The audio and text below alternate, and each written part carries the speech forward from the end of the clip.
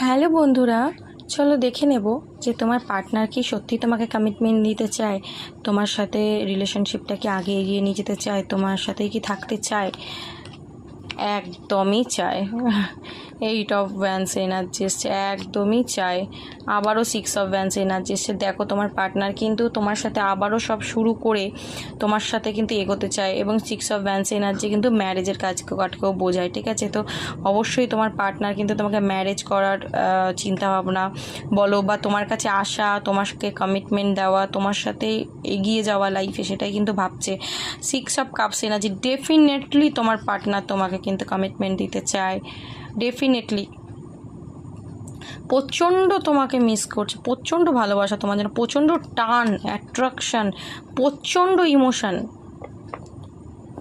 দারুণ এনার্জি আছে। অবশ্যই তোমার পার্টনার তোমাকে কমিটমেন্ট দিতে চায়, এই সম্পর্কের উপরও কাজ করতে চায়।